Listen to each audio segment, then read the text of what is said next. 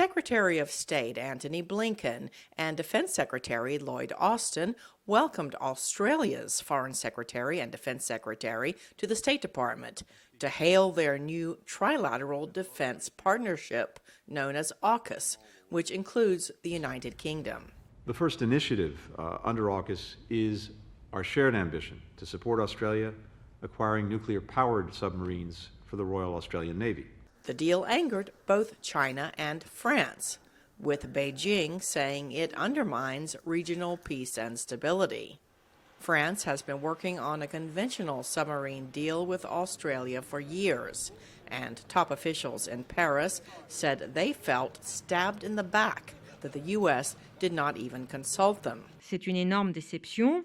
It's a huge disappointment, especially as all the teams have been working hard for 5 years to ensure the proper implementation and smooth running of this major contract, which was to provide Australia with 12 conventionally powered submarines, as requested. Blinken sought to tamp down the outrage in Paris, saying the U.S. wants Europe involved in the Pacific.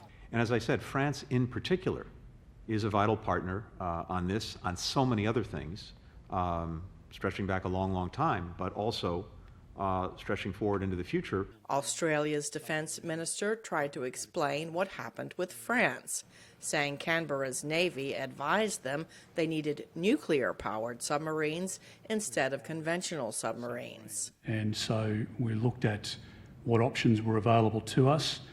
The French have a version which was not superior to that operated by the United States and the United Kingdom.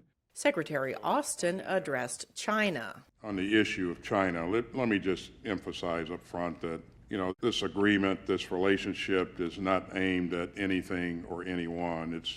The intent here is to help improve our trilateral cooperation and our capabilities across the board. One expert told VOA the nuclear submarine deal shows China may have gone too far in pressuring Australia and others in the Indo-Pacific. For those three countries to really focus on trying to deepen essentially their military technology sharing, which is already very deep, but to deepen it even more and focus on the Pacific is, clearly, I think, a message that they take this very seriously and that they take the Chinese threat very seriously. The European Union's foreign policy chief, Josep Borrell, was also upset about the deal and said this is a stark reminder that Europe has to make the issue of its strategic autonomy a priority, saying this shows that we must survive on our own.